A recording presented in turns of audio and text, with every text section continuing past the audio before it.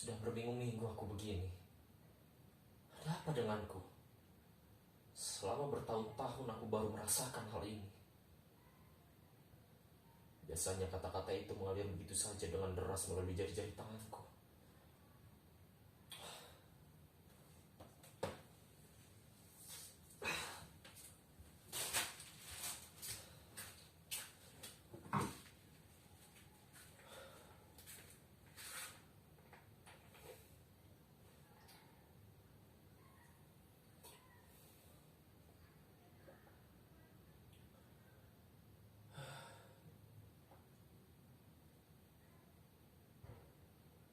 Ini malam yang sesak. Bahkan lebih menyesakkan dari malam-malam sebelumnya. Ternyata hidup tidak seperti yang aku sangkakan. Terlalu banyak hal yang tidak pasti di dalamnya. Dan nampaknya aku terlalu meremehkan setiap hembus nafas yang berlalu lalang di hidungku. Sampai-sampai banyak hal penting terlewati dan terlambat untuk aku sadari.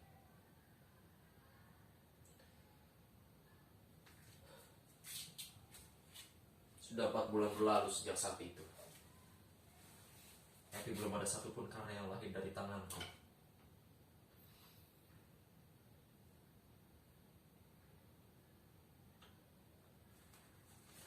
Mungkin kalau aku berusaha lebih keras, semua aliran yang menyumbat ini akan tergerus dan kembali mengalir. Baiklah. Mari kita coba. Yo.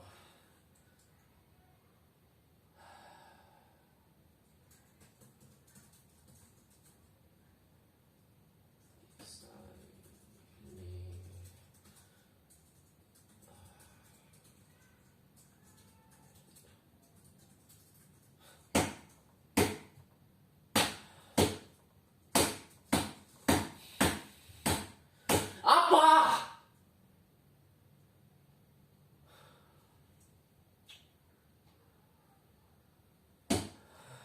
Ada apa?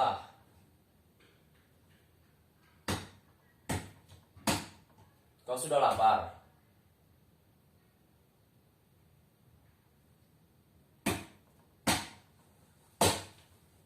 Ya, tunggu sebentar.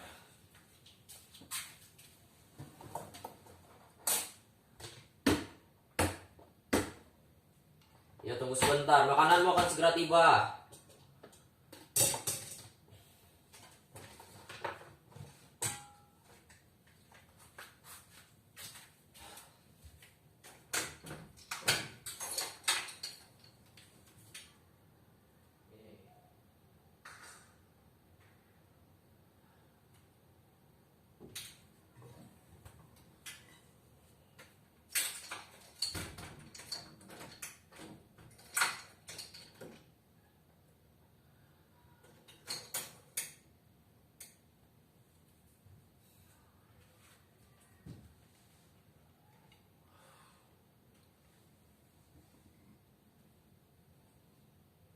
Bu,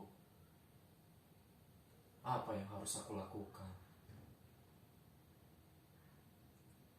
Hampir setiap hari editorku memanggilku untuk menyelesaikan tugasku yang sudah molor berminggu-minggu ini, Bu. Selama bertahun-tahun aku bekerja sebagai seorang penulis. Baru kali ini aku merasakan writing block separah ini, Bu.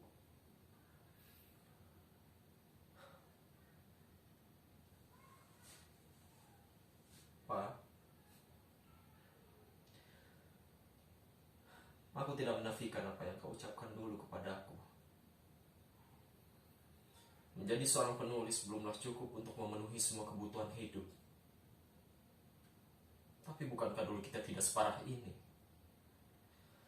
Aku masih bisa menabung, bahkan meluangkan waktu di akhir pekan untuk jalan-jalan. Tapi sekarang, uang tabunganku saja sudah hampir habis, tidak tersisa, Pak.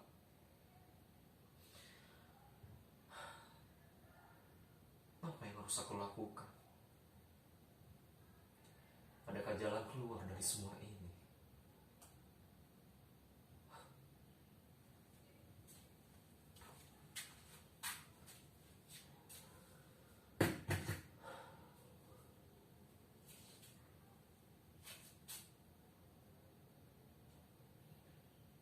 Sebenarnya aku sangat tidak sering sepemahaman dengan Bapak. Tapi pada intinya, ia hanya khawatir kepadaku. Sama seperti ketika ia tiba-tiba jatuh sakit.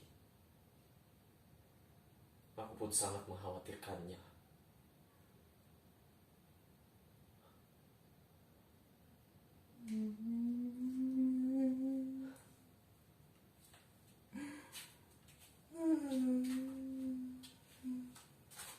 Ya,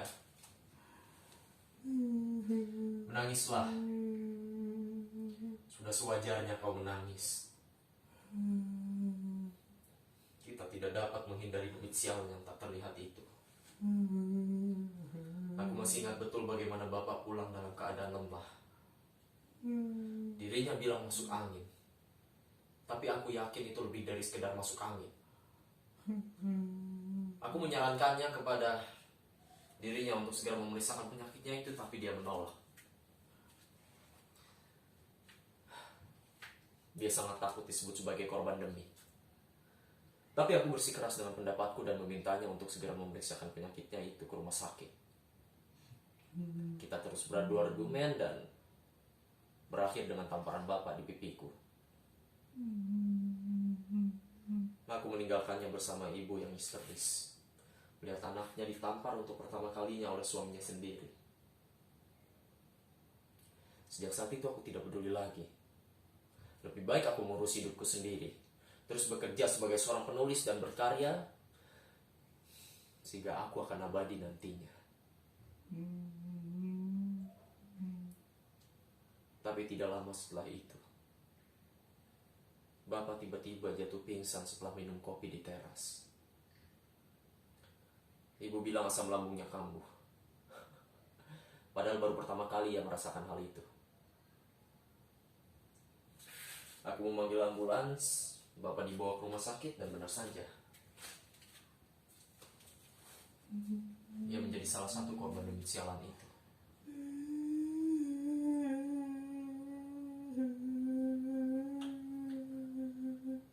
Bapak tidak ingin dirawat di rumah sakit. Dia hanya ingin di rumah saja. Awalnya aku sangat setuju jika Bapak dirawat di sana, karena perlengkapan di sana lebih memadai. Tetapi ibu meyakinkanku untuk membawanya kembali ke rumah. Aku tidak bisa menolak. Aku tidak bisa menolak.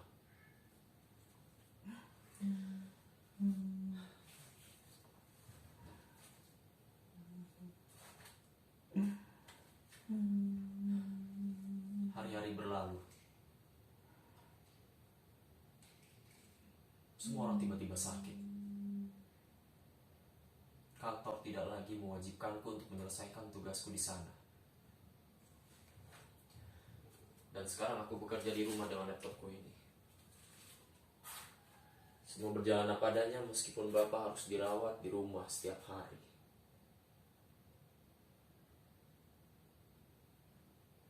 Tetapi keadaan memburuk. Bapak semakin parah. Bahkan ia membutuhkan tabung oksigen untuk alat bantu bernafas.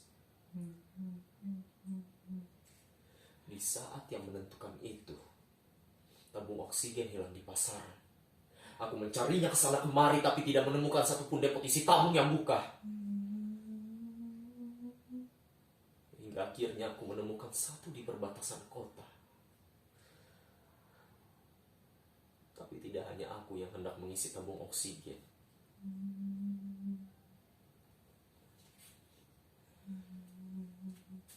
Antrian dengan puluhan kepala berada di depanku. Aku terhenyak.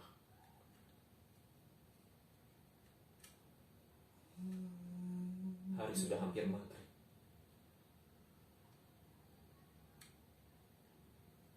Tinggal beberapa kepala lagi.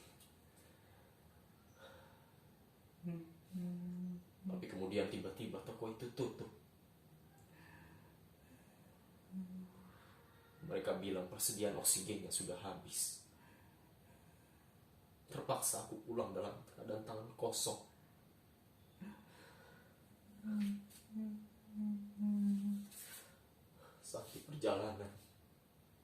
Tiba-tiba ibu menelpon. Nah, pulanglah. Tidak perlu mengantri lagi.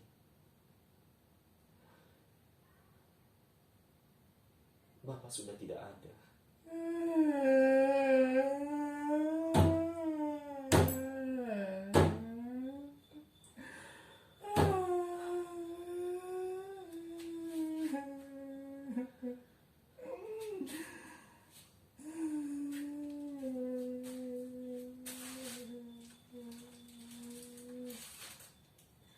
Seminggu semenjak kejadian itu kita mencoba untuk tabah, bukan? Pekerjaanku semakin terbengkalai. Tetapi aku harus bisa menjadi pengganti bapak di rumah. Aku harus bisa. Tapi tidak lama setelah itu, ibu juga mengalami hal yang sama. Kali ini aku bersikeras untuk membawanya ke rumah sakit. Dia sempat menolak, tetapi aku berhasil meyakinkannya. Kau pun juga menolaknya juga, bukan adikku? Ketika ambulans sampai di depan rumah, kondisi ibu benar-benar tidak berdaya. Bahkan dia sangat sulit untuk berjalan. Sampainya di rumah sakit, benar saja, demit sialan itu sudah lama bersemayam di tubuh ibuku.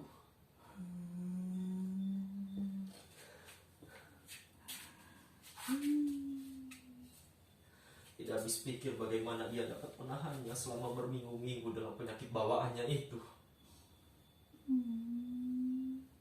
Kita hanya bisa berpasrah melihat kondisinya yang tidak berdaya.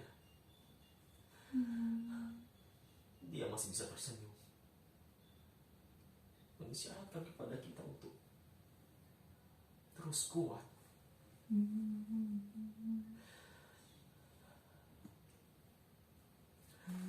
Sesampainya di rumah, aku mendapat kabar dari rumah sakit bahwa nyawa ibu tidak bisa diselamatkan.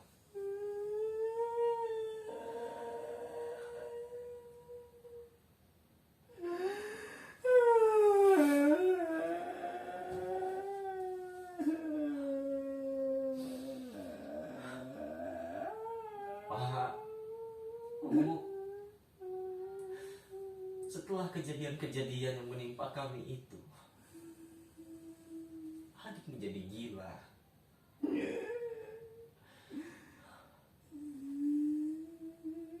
Pernah aku memergokinya hendak meminum racun serangga.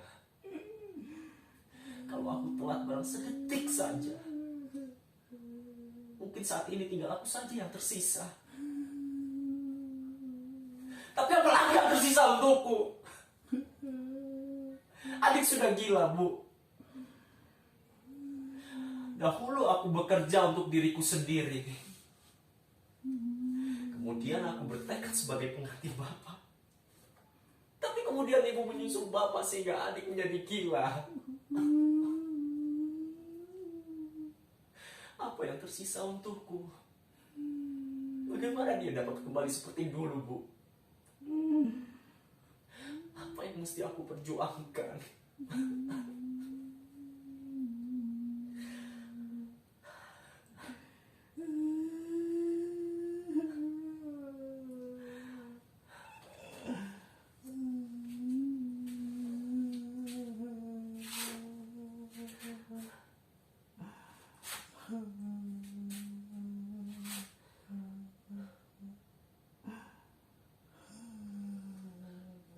Aku bisa sangat bodoh.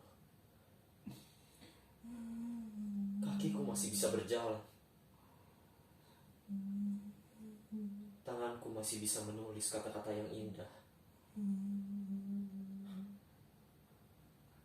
Iya, menulis. Aku harus menulis. Tidak peduli dengan apapun. Aku tidak ingin mati begitu saja. Aku harus abadi. Harus abadi. Aku harus abadi. Baiklah, ayo kita mulai lagi.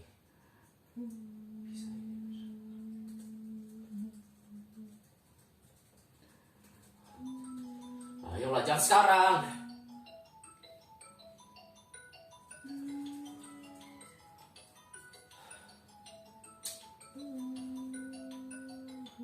Apa yang harus kau katakan kepadanya ya?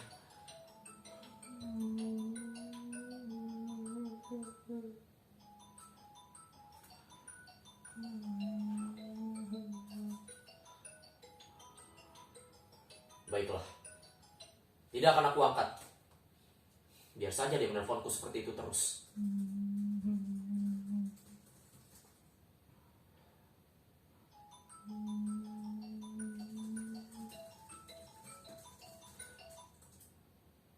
Teleponnya mati lagi. Apa boleh begitu ya? Sudahlah. Lebih baik aku kembali menulis.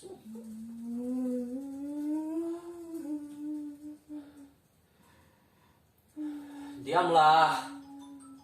Kau tidak lihat aku sudah banyak pikiran. Jangan kau tambah lagi dengan beban-beban yang harus aku tanggung.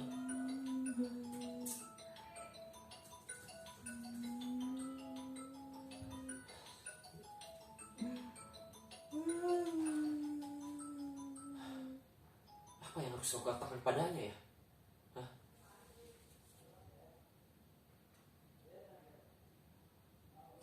Pesan masuk. Apa? Jika aku tidak menyelesaikannya dalam waktu seminggu, aku akan dipecat. Kau gila. Tulisan dengan 10.000 kata, kau minta aku segera menyelesaikannya dalam seminggu. Aku bukan Pram. Diamlah, aku bilang kau diam.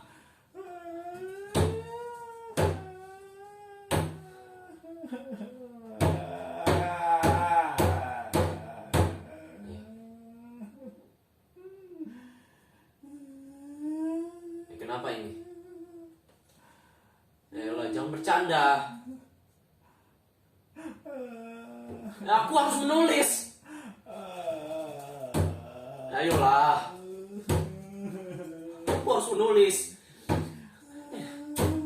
Ayolah. Tidak bisakah kau diam sedikit? Aku bilang diam.